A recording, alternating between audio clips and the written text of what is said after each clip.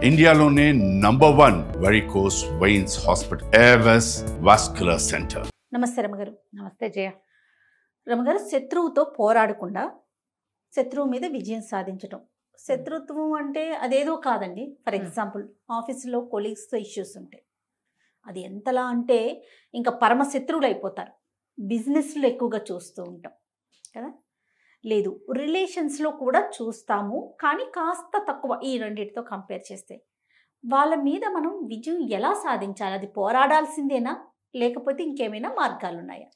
సాధారణంగా రైవలరీస్ రిలేషన్స్లో వస్తాయి. క్లాస్మేట్స్ మధ్యలో, కొలీగ్స్ మధ్యలో, వ్యాపారస్తులు, వీళ్ళలో చిన్న చిన్నవి శత్రుత్వాలు ఏర్పడతాయి జయ. వీళ్ళు అవునన్నది వాళ్ళు కాదంటము, లేదా ఒకే దానికోసం పోటీ పడితే ఒకళ్ళు సక్సెస్ అవ్వటము, రెండో వాళ్ళు కాకపోవటము, మార్కులు ఒకళ్ళకి ఎక్కువ రావటం, ఒకళ్ళకి తక్కువ రావటము, ప్రాజెక్టులు ఒకళ్ళు విన్ అయిపోవటము, రెండో వాళ్ళు వెనకాల పడిపోవటము, ప్రమోషన్స్ ఒకళ్ళకి ముందు వస్తుంది, రెండో వాళ్ళకి రాకపోవచ్చు.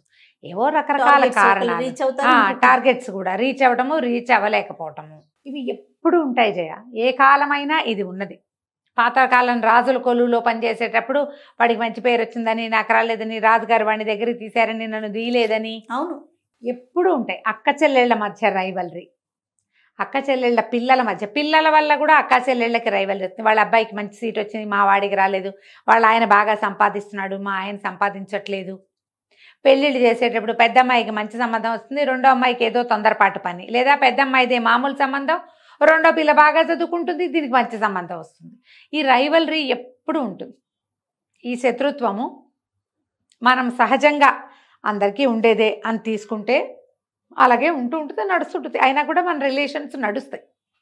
దీన్ని సీరియస్గా తీసుకుంటారు. ఏ దశల్లో? స్టూడెంట్ టైంలో తీసుకుంటాం. స్టూడెంట్గా ఉంటే వాడికి 100కి 90 మార్కులు వచ్చినాయి, నీకు ఇంకో 2 ఎక్కువ వస్తే నువ్వు గొప్ప, నువ్వు ముందుకెళ్తావు. ఆ రెండిటి కోసం ట్రై. అలా కాకుండా వాడి పరీక్ష చెడగొట్టడానికి ప్రయత్నం చేస్తే ఇంకాస్త వెనక్కి వెళ్తావు. అదే కదా, నువ్వు జీవితంలో మనిషిగా పడిపోతావు, మనిషిగా దిగిపోతావు. ఎప్పుడు కూడా ఈ శత్రుత్వాలలో సాధారణంగా వ్యక్తులు ఏం చేస్తారంటే, మనము మరింత ముందుకెళ్ళడానికి కాకుండా మన పక్కవాడిని కాల్పుచ్చుకుని కిందకి లాగేయడానికి ప్రయత్నం చేస్తారు. దీనివల్ల ఏమవుతుంది? దీనికోసం వ్యక్తిత్వ హననానికి, అవతల వాళ్ళ క్యారెక్టర్ అసాసినేషన్కి పాల్పడతాం.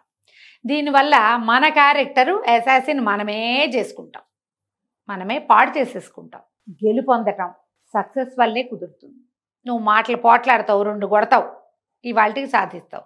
రేపు ఇవాళ 2 మార్కులు వాడికి తగ్గేలాగా ఏదో ఒక బిట్టు పొరపాటు చెప్పి వాడి మార్కులు తగ్గిస్తావు. రేపు ప్రాజెక్టులలో ఇవాళ కొట్లాట ఏదో వచ్చి వీడి మీద బ్యాడ్గా చెప్పి హెచ్ఆర్ దగ్గర అక్కడ ఇక్కడ వాడికి జీతం పెరగనివ్వకుండా చేస్తావు. రేపు ఇంకోడు రాడా, వీడు ఇంకో రకంగా వెళ్ళడా? ఏం చేయాలి? మొదట నీ మీద నీకు అదుపు కావాలి. నేను ఈ స్థాయిలోనే ఉండడానికి, లేదా ఈ స్థితిలోనే ఉండడానికి నేనెంత మటుకు కారణం అనే ఆలోచన చేయాలి. నేను ముందుకెళ్ళాలంటే ఏం చేయాలి అనేది రెండో ఆలోచన. నువ్వు ముందుకెళ్ళాలి. ఇప్పుడు పిల్లలు సుమారుగా చదువుకుంటున్నారు, అక్కయ్య పిల్లలు బాగా చదివారు, వాళ్ళు పైకి వెళ్ళారు. ఏం చేయాలి? ఒరే ఎంతసేపు పెద్దమ్మ పిల్లలు చూడు పైకి వెళ్ళారు, మీ వల్ల నేను కింద పడ్డా అనకూడదు. పిల్లలు పైకి వెళ్ళటానికి నువ్వు చేయగలిగే మార్గాలు చెయ్యి. పిల్లల్ని చదివించు, మంచి స్కూల్లో చేర్పించు, ట్యూషన్లు పెట్టించు. ఒకవేళ వాళ్ళకి చదువు రావట్లా, ఆ పోటీకి వాళ్ళని చదివించద్దు, వీళ్ళని ఇంకో వృత్తిలో ప్రవేశపెట్టు. వాళ్ళు బాగా చదువుకుంటే వీళ్ళు బాగా వ్యాపారం చేయొచ్చు. వాళ్ళు ఏం చేశారో అదే చేయాలి, వాళ్ళకంటే బాగా చేయాలని ఆలోచన విధానమే తప్పు. వాళ్ళ శక్తి అది, మన శక్తి ఇంకోటి అయి ఉండొచ్చు. శక్తిని కనుక్కోవాలి. శత్రువుల మీద విజయం అనగానే దైవారాధన ఏం చేయాలి? ఇదొక ప్రశ్న.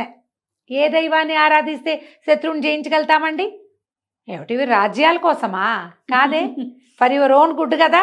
నువ్వు బాగుపడ్డానికి, నువ్వు బాగుండప్పుడు ఏం చేయాలి? వాళ్ళ మీద విజయం కాదు, నువ్వు అడగాల్సిందేంటి? నేను ముందుకెళ్ళాలంటే ఏం చెయ్యాలి? అది శత్రువు మీద విజయం రావాలి అనుకుంటే మంత్రాలు కాదు. మనం ఏమి ఇందాక చెప్పుకున్నాం కదా, విక్రమార్కులం కాదు కదా, అమ్మవారు ప్రత్యక్షమే వరాలు ఇవ్వడానికి. అలా జరగదు కదా. మన గుణం మార్చుకోవాలి, మన విధానం మార్చుకోవాలి, మన ఐడియాలజీ మార్చుకోవాలి. పిల్లలకి దీన్ని బోధించండి. తల్లులు తండ్రులు మీరు తెలుసుకోండి. ఇతరులతో పోటీ పడ్డానికి ఏమిటి, హెల్తీగా ఉండాలి, ఆరోగ్యవంతమైన పోటీ ఉండాలి. అది అంతేగాని వాళ్ళు అదేదో చేస్తారని మనం ఇదేదో చేస్తామంటే ఎట్లా?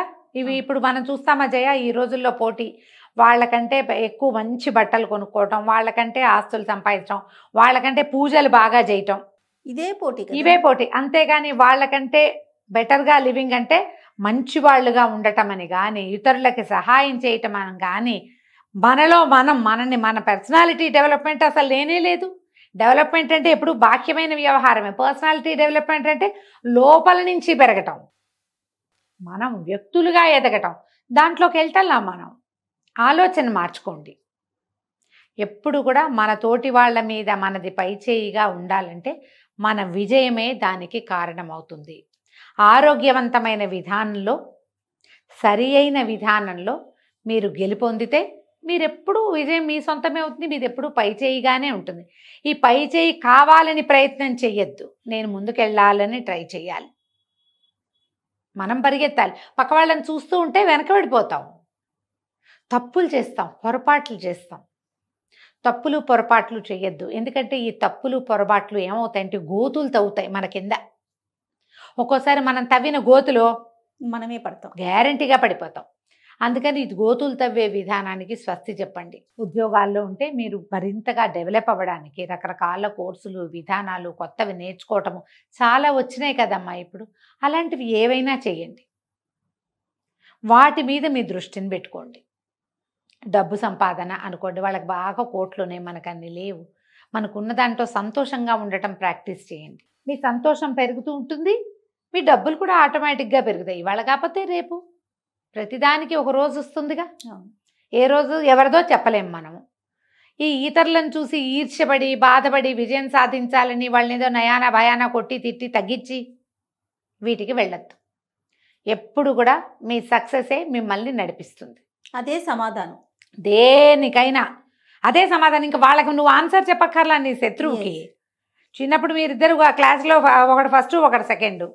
ఈ సెకండ్గా ఉన్నవాడు సొంత కంపెనీ పెడతాడు రేపొద్దున. పైగా రెండోది, అవతల వాళ్ళకంటే ముందుకెళ్ళాలని వీళ్ళని ఎలా తగ్గించాలని ఆలోచించి టైం అంతా వేస్ట్, సమయం వృధా అయిపోతుంది. మనం కూడా తగ్గిపోతాం, ఆలోచనలు తగ్గిపోతాయి. ఎందుకంటే మనం క్రియాశీలకత్వం ఏది మనకి పని లేదు, ఆలోచనే ఉంది. ఒట్టి ఆలోచనతో ఏమవుతుందమ్మా, ఉద్యోగినం పురుష సింహం ఉపైతి లక్ష్మి అన్నారు. పనిచేసేవాడికే లక్ష్మి వరిస్తుంది, అది ఏ రకమైందైనా సరే. ఆలోచించేవాడికి లక్ష్మి వరిస్తుందని చెప్పలా ఎక్కడ. పనిచేసేవాడికే. నువ్వు పని చేయి, ప్రయత్నం చేయి, ప్రయత్నశీలుడుగా ఉండాలి. దానికోసం ట్రై చేస్తుంటే కొన్నాళ్ళకి నీ సక్సెసే నిన్ను ముందుకు లాక్కెళ్తుంది జయ. ఖచ్చితంగా. సక్సెస్ ఎట్లా ముందుకి, మనం గుర్రానికి కట్టిన క్యారెట్, గుర్రం పరిగెడుతూ ఉంటుందా, దాన్ని ఇంకా పరిగెత్తించడానికి దాని ముందు క్యారెట్లు కడతారు. క్యారెట్ అందుకుంటానండి ఇంకా దాని స్పీడ్ పెరిగిన కొందికి క్యారెట్ దాంతో పాటే పరిగెడుతూ ఉంటుంది. నీ దృష్టి క్యారెట్ మీద ఉంటే నీ వేగం పెరుగుతుంది. ఇది ఒక బ్యాడ్ ఎగ్జాంపుల్, కానీ మీరు ఆలోచించండి. మీ దృష్టి ఎక్కడ ఉండాలి? అటు ఇటు చూడకూడదు. నువ్వు అటు చుట్టుపక్కల చూసావంటే వేగం తగ్గిపోతుంది. అంతే కదా. ఇంకేముంది, వేగం పోయిందా ఇక ప్రపంచంతో పాటు పరిగెత్తేదిలే, కూర్చోటమే మనం పప్పులాగా ఒక చోట. అవును. ఇంకా శత్రుత్వం ఉంటే మరీను ఇంకా వాడి మీద కోపంతో చూస్తూ ఉంటాం. వాడి మీద కోపంతో రగిలిపోయి మాట్లాడుకుని చెప్పి, అవునండి, వాడిని తగ్గించడానికి ప్రయత్నం చేసి క్యారెక్టర్ అసాసినేషన్లోకి దిగి ఇవన్నీ చేయకండి. ఈలోపు అవ్వాల్సింది కాస్త ఇక్కడ అయిపోతుంది. పుణ్యకాలం పూర్తయిపోతుంది. మీ అవకాశాలు సన్నగిల్లిపోవచ్చు. అవకాశాల కోసం ముందుకు పరిగెత్తండి. ప్రయత్నశీలుడుగా, కార్యశీలుగా ఉండండి. మీ శత్రువుని ఆటోమేటిక్గా జయిస్తారు. ఇప్పుడు బయట శత్రువుని జయించాలంటే లోపలుంటే మనకు 6 శత్రువులు. ఈ 6 శత్రువుల్ని జయించండి. జయిస్తే ఆటోమేటిక్గా సక్సెస్ మీ సొంతం అవుతుంది. సరిగ్గా ఆలోచించండి, అంతే. తప్పకుండా. నమస్తే. నమస్తే.